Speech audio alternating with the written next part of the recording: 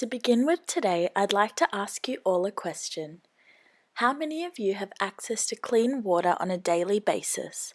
That's all of you, right? Now, how far do you have to travel to access this water? Not far at all, maybe to your kitchen or your bathroom? As you think about this, I want to bring your attention to the lack of access to clean water that is a reality for Ugandan communities, with a huge 60% of Uganda's population having no regular access to clean drinking water.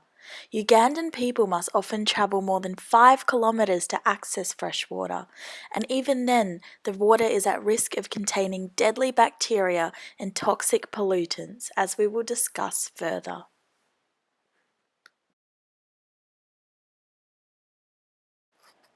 Water stress can best be described as the overburdening and lack of quality water systems, leading to unmet water needs of a population.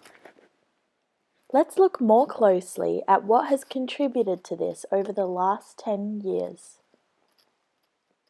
The contamination of basic water sources, such as town wells and swamps, are polluted by a number of different factors, including open defecation, the use of pit latrines, and bacterial pollutants that are captured in runoff.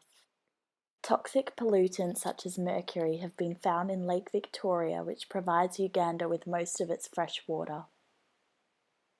The effects of this issue are seen in a number of ways amongst Ugandan communities, in public health, schools, and households alike.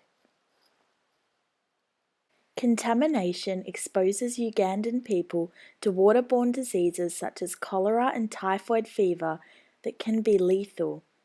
In fact, major outbreaks of cholera in sub-Saharan Africa have caused over 1,800 deaths with a fertility rate of 2.5%, which is considerably higher than the global fertility rate of 1.8%. Ugandan women must often travel more than 5 kilometers on foot to collect water. Not only does this require time that negatively affects other household activities and chores, including childcare and income generation, but carrying water this way often leads to chronic and degenerative health problems.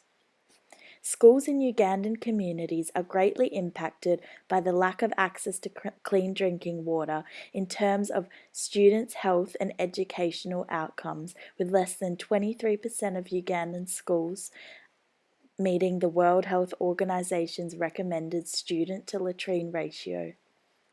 A lot of the efforts of charities and different humanitarian funds have gone into providing education about hygiene, as well as facilities that prevent open defecation.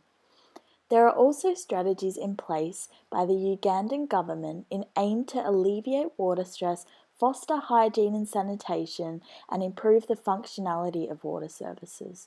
These include managing and monitoring the status and functionality of water sources through reporting using technology such as mobile phones to reduce response time when issues occur within water sources. Another strategy is to involve water users within communities in project planning and maintenance through committees and boards. It is evident that there is still a long way to go, with only 40% of the population currently having access to clean water in Uganda. But the Ugandan government is hoping to see this steadily increase through the implementation of these policies and strategies, and from continuous support from the rest of the world.